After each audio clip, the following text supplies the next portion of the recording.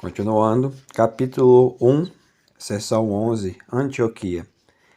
Capital da província romana da Síria, Antioquia era então uma das primeiras cidades do império, a terceira ou quarta em importância.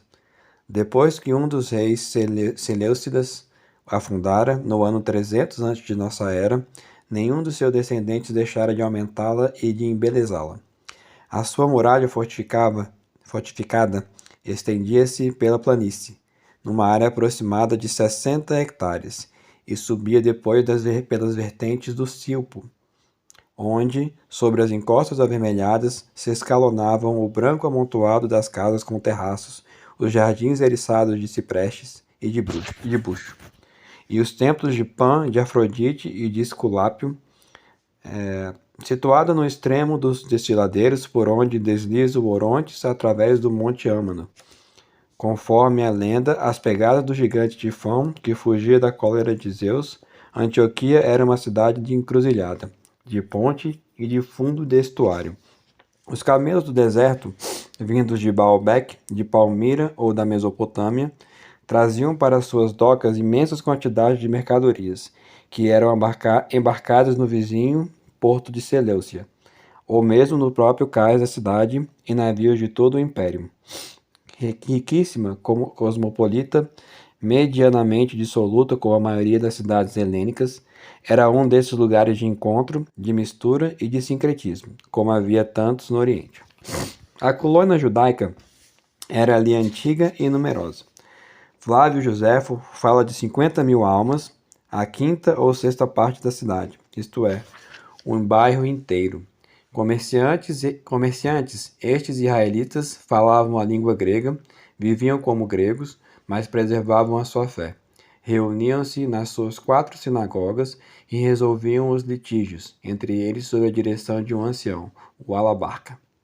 Nesta comunidade judaica da diáspora, semelhante a tantas outras, a fé cristã fora semeada havia já muito tempo. Aqueles que foram dispersados pela perseguição que houve no tempo de Estevão chegaram até Fenícia, Chipre e Antioquia, pregando a palavra somente aos judeus. Alguns deles, porém, que eram de Chipre e de Cirene, entrando em Antioquia, dirigiam-se também aos gregos, anunciando-lhes o evangelho do Senhor Jesus. A mão do Senhor estava com eles, e foi grande o número dos que receberam a fé e se converteram ao Senhor. Atos 11. Vê-se claramente, pois, que o problema fundamental, o da escolha entre o particularismo judaico e o universalismo cristão, já fora resolvido na comunidade de Antioquia. Se houve no seio desta igreja 2 grupos de convertidos, um judeu cristão e o outro helenista cristão, as suas relações eram certamente boas, melhores do que em Jerusalém, já que eram minoria numa terra estrangeira. A segunda epístola aos Gálatas revelar-nos-á que comiam juntos, isto é, que também ali os preceitos da pureza legal tinham sido ultrapassados. Foi isso o que inquietou a igreja de Jerusalém quando lhe chegou a notícia destes fatos? O exemplo de Antioquia reavivou os temores suscitados pelo incidente de Cesareia? Ou pretendeu-se apenas verificar com júbilo o êxito do evangelho naquela cidade síria? A verdade é que se resolveu enviar para lá um inspetor. O escolhido foi José, chamado Barnabé, filho da Consolação, que a comunidade de Jerusalém admirava pela sua caridade. O homem de bem e cheio do Espírito Santo e de fé. E de sabedoria também, como viria a demonstrar. Cipriota de origem, falava o grego desde a nascença, mas, pela raça, pertencia à tribo de Levi, que o Eterno sempre abençoara e mantivera ao seu serviço. É preciso prestar homenagem a este mensageiro do Evangelho, cuja figura foi mais ou menos eclipsada pela luz de São Paulo, mas que soube discernir o bom caminho numa encruzilhada delicada. Chegou a Antioquia, entrou em contato com os chefes da comunidade, Simeão, o negro, Luciano de Cirene e Manahem, irmão do tetrarca Herodes, a quem os Atos se referem um pouco mais adiante. Ponderou o êxito da expansão cristã entre os judeus, os prosélitos e, sobretudo, os pagãos, e concluiu que esse êxito não podia ser senão obra da vontade divina. As conclusões do seu inquérito convidavam, pois, a aprovar os métodos seguidos em Antioquia. Assim, a impressão que dá esta comunidade cristã da Síria é de estar já em plena prosperidade uns 12 ou 15 anos após a morte de Cristo. Um detalhe relatado por São Lucas denota a importância deste grupo. Foi lá que pela primeira vez se usou o nome de cristãos, talvez por razões administrativas ou a menos que se tratasse de uma alcunha, pouco usada a princípio. Os próprios Atos fora a frase em que assinalam o momento em que começou a ser usada. Atos 11, versículo 26. Só utiliza uma palavra uma outra vez em capítulo 26, versículo 28. E não a encontramos nesses textos primitivos a não ser numa epístola de São Pedro. Seja como for, a sua significação é clara. Como se havia de designar aquela gente que aumentava em número e que dava que falar, judeus, nem todos o são.